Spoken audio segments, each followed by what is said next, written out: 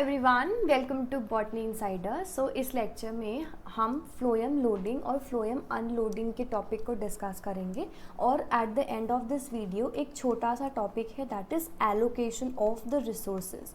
ये भी topic discuss करेंगे। हमने प्रीवियस वीडियो में डिस्कस किया था मंच हाइपोथेसिस के बारे में और सारे बेसिक कॉन्सेप्ट्स के बारे में, जिसमें हमने फोटो एसिमुलेट्स किस तरीके से ट्रांसपोर्ट होते हैं उसके बारे में डिस्कस किया था। एक स्मॉल टॉपिक रह गया है that is about the phloem loading and unloading. So in this lecture we'll be dealing with this particular topic. So let's talk about the phloem translocation. So as we have discussed that according to the pressure flow hypothesis, or the other name for this is the Munch hypothesis, which we have already discussed in the previous lecture, it is the translocation of the solutes. It is via a passive process. And what do we mean by passive? That means there is no usage of ATP in this particular process. The photoassimilates, and the most common photoassimilate was the glucose, and the glucose, if it was stored, then it was stored in the form of starch, and if this glucose was to be transported, it was transported in the form of sucrose. We have already dealt about this. हमने इसके बारे में last video में in detail discuss किया है. I put the links of the same in the description box for you to have a better understanding of the same. So these photoassimilates, there occur the movement from the mesophyll cells to the sieve elements. That is a short distance transport. And after the phloem loading, the translocation through the sieve tubes from the source to the sink is referred to as the long distance transport. Let's understand this by the help of a diagram. उससे ज़्यादा better तरीके से समझ में आएगा. But before that, let's define phloem loading. So phloem loading, it is a process of loading the carbon into the phloem for the transport to the different sinks in the plant. Now what is a sink? Last video में हमने discuss किया था that there are two areas. The first one is the source and the second one is the sink.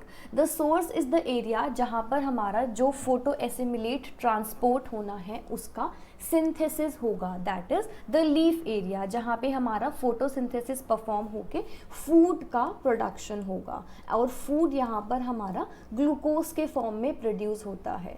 Now this food is transported to the area जहाँ पर इस food की actual में requirement है, and that area is known as the sink. And this sink could be the roots, the shoots और which ever area जहाँ पर भी हमारे फूड की रिक्वायरमेंट है. That is the sink area. Passive phloem loading transports the solute freely through the plasmodesmatas in the symplast of the minor veins of the leaves. Active transport occurs apoplastically and does not use the plasmodesmata. I'll explain about this in a bit. So you look at this diagram. अच्छे से हमें इस diagram से clear हो जाएगा that what is phloem loading and what is phloem unloading by the help of the other diagram जो अभी हम डिस्कस करेंगे. फ्लोएम लोडिंग के केस में जैसा हमने लास्ट वीडियो में डिस्कस किया था, लोडिंग को हमने कंसिडर किया था, दैट इज़ हमने उसको कंपेयर किया था एक ट्रक के साथ. दैट इज़ ये हमारी फैक्ट्री है और इस फैक्ट्री से कुछ मटेरियल जो यहाँ पर प्रोड्यूस हुआ है, इस मटेरियल को हमें इस ट्रक के अंदर लोड करना पड़ेगा और फिर ये ट्रांसपोर्ट होगा ताकि जिस एरिया में और जिस फैक्ट्री में इसकी नीड है वहाँ पर जाके ये अनलोड हो सके. सो लोडिंग मीन्स जब हम हमारे सोर्स एरिया से जहाँ पर हमारा एक्चुअल में ज़्यादा अमाउंट प्रेजेंट है वहाँ से हम उसको सीव एलिमेंट्स में, और इन दिस केस जो भी हमारा ट्रांसपोर्टेशन का सोर्स यूज़ होगा, be it the sieve tubes और the sieve cells, depending upon कि वो एंजियोस्पर्म है या जिम्नोस्पर्म, उसमें लोड होगा. लेकिन इस लोडिंग के प्रोसेस के अंदर बहुत सारे सब कॉम्पोनेंट्स इन्वॉल्व होते हैं. दैट इज़ सबसे पहले we have the mesophyll cells. Mesophyll cell से जो हमारा फूड है वो symplastically. Now you have to remember about the difference between the symplast movement and the apoplastic movement. apoplastic और symplastic के बारे में previous videos में discuss किया है. Let's just quickly revise this. So apoplastic simply means जब हमारा जो मटेरियल ट्रांसपोर्ट होना है वो सेल वॉल्स के थ्रू ट्रांसपोर्ट हो, और सिम्प्लास्ट का मतलब होता है जब हमारा जो मटेरियल ट्रांसपोर्ट होना है वो साइटोप्लाज्म को क्रॉस करके नेक्स्ट सेल्स के अंदर एंटर करे, और ये एक साइटोप्लाज्म से नेक्स्ट साइटोप्लाज्म में जाता है by the help of plasmodesmatas. And what are plasmodesmatas? We have discussed about this also. So plasmodesmatas are like a junction between two cells, और it is a pathway between two cells जहाँ से एक material दूसरे cell के अंदर material easily transport हो सकता है. So from the mesophyll cells to the bundle sheath cells, पहले हमारा फूड जो है वो प्लाज्मोडेस्माटा के थ्रू बंडल शीथ सेल्स में पहुँचेगा. After that it would be transported to the phloem parenchyma, then it would be transported from the parenchyma to the companion cells, that is CC, and finally from the companion cells it would be loaded onto the sieve element. Now this sieve element could either be the sieve tube or the sieve cell depending upon कि हमारा जो plant है वो एक angiosperm है या gymnosperm है. सीव cell या सीव ट्यूब कौन से में प्रेजेंट होता है ये हमने लास्ट वीडियो में डिस्कस किया है. If you have not watch that video, I would suggest you कि पहले आप वो वाला वीडियो देखें and then switch to this video for a better and a wholesome understanding of this complete topic. Sieve tube elements के पास आने के बाद अब हमारी लोडिंग कंप्लीट हो गई, लेकिन ये जो लोडिंग हुई है ये हमारी सिम्प्लास्टिक तरीके से हुई है. Why symplastic? क्योंकि यहाँ पे प्लाज्मोडेस्माटास का इन्वॉल्वमेंट है. This is the first way जिसकी वजह से ट्रांसपोर्टेशन होता है. सेकेंड प्रोसेस क्या होता है? सेकेंड प्रोसेस के अंदर हमारा एपोप्लास्टिक मेथड यूज़ किया जाता है for the transportation. But one thing we have to remember, that is up till the phloem parenchyma. That is जब तक हमारा फूड मीजोफिल सेल से फ्लोएम पैरेन्काइमा में पहुंचेगा, बी इट अ सिम्प्लास्टिक और एपोप्लास्टिक मूवमेंट, दोनों कंडीशंस के अंदर सबसे पहले सिम्प्लास्टिक मेथड ही यूज़ होगा. दैट इज चाहे फ्लोएम पैरेन्काइमा से आगे जाने के बाद that food uses the symplast और the apoplast, but phloem parenchyma तक फूड ट्रांसपोर्टेशन के लिए सिम्प्लास्टिक मेथड ही यूज़ होता है. You have to remember about this difference. Phloem parenchyma तक सिम्प्लास्टिक मेथड से यूज़ हुआ. Now after the symplastic method what happens is phloem parenchyma में फूड आ चुका है. Now there occurs the involvement of the H+ ATPase, that is there occurs the usage of these gated channels. They help in the transport of the food जो अभी तक phloem parenchyma में है, अब वो apoplastically without entering into the cytoplasm of the companion cells हमारे sieve elements के अंदर एंटर कर जाएगा. This is the major difference between the apoplast and the symplast. How this happens? जो हमारा H+ ATPase है वो साइटोसोलिक एरिया की तरफ प्रेजेंट होता है of the sieve elements. That is जो सीव एलिमेंट्स यूज होने वाले हैं उन सेल्स के साइटोप्लाज्म के अंदर हमारा H+ ATPase प्रेजेंट होता है, और at the junction of this we have the H+ ATPase being present. H+ sieve elements से हमारे फ्लोएम पैरेन्काइमा के अंदर एंटर करेगा, which leads to a high concentration of H+ over here, and then there occurs the transportation of the sucrose from the phloem parenchyma to the sieve elements by the help of these channels, and the sucrose is transported because of the higher concentration or the higher H+ concentration in the phloem parenchyma and the low concentration in the sieve elements. This was about the phloem loading both by apoplastic and the symplastic.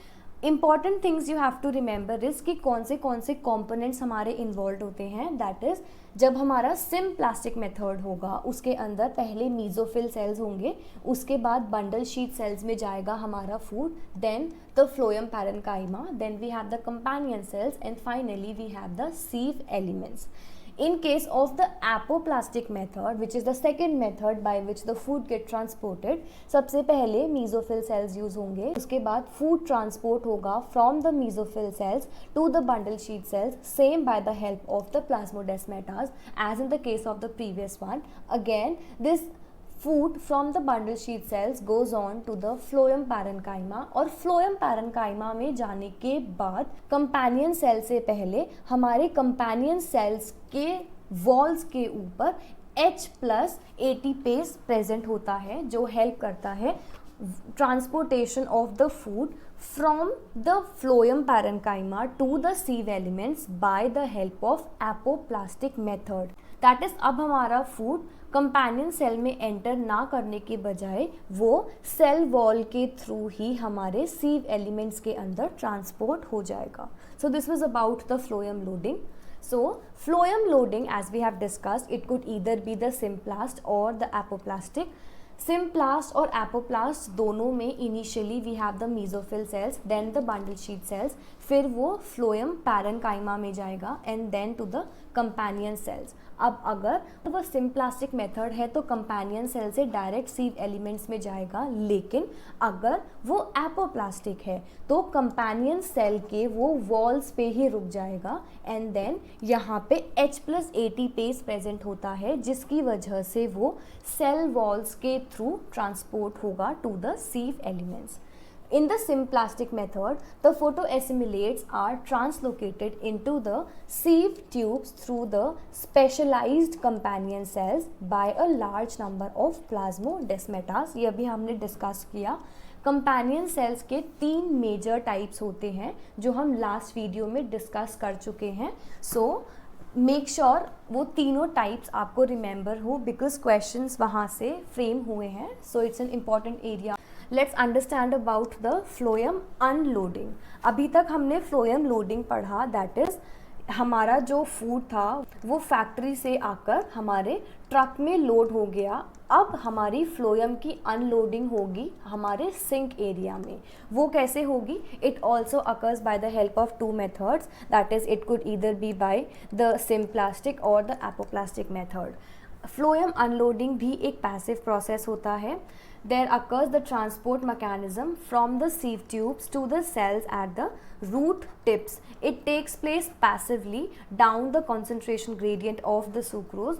The transfer cells are often present at the unloading sites. What are transfer cells? So transfer cells are a type of companion cells जो हमने last video में discuss किया है. There are 2 methods by which the phloem unloading could occur. The first one is the symplast, that is, अब जो phloem sap है it reaches the cells of the sink organs from the sieve tube elements, that is the companion cell via the plasmodesmatas. That is, जो हमारा food है वो हमारे sink area में sieve elements से it gets entered into the sink area, it enters into the sink region via the help of the plasmodesmatas. And apoplastic method में the substances are first transported from the sieve tube elements companion cell complex to the extracellular apoplastic region and then they are taken up into the cells of the sink organs as we have just discussed. Let me just make you clear about what is a sieve tube element companion complex. So अभी हमने इस image के अंदर ये देखा that we have a companion cell and a sieve element. तो इन दोनों को एक साथ we call it a SECC complex, that is a sieve element companion cell complex. This is what is actually depicted. जो substance है जब वो sink area के अंदर transport होगा तो वो ट्रांसपोर्ट होगा बाय द हेल्प ऑफ, जो हमारा अगर सिम्प्लास्टिक है तो वाया द हेल्प ऑफ प्लाज्मोडेस्माटास, और अगर वो एपोप्लास्टिक तरीके से ट्रांसपोर्ट हो रहा है then it would be transported by the help of कि इनिशियली वो sieve tube element companion cell complex जो हमारा बना हुआ है उस कॉम्प्लेक्स के एक्स्ट्रा सेलुलर एपोप्लास्टिक एरिया के अंदर वो ट्रांसपोर्ट होगा और फिर वहाँ से जो सेल्स हैं सिंक ऑर्गन्स के उनको टेकअप करेंगे. This is about the phloem loading and phloem unloading. One more important point two discuss over here is that is अगर हमारा for example this is the सीव element and this is the source area. That is यहाँ से हमारा food जो है वो सीव element के अंदर ट्रांसपोर्ट होना है, which is the phloem loading, and then there occurs a transportation method, and then यहाँ पर पहुँचने के बाद जहाँ पर हमारा सिंक एरिया प्रेजेंट है, जहाँ पर हमारे फूड की रिक्वायरमेंट है, what happens is that there occurs phloem unloading.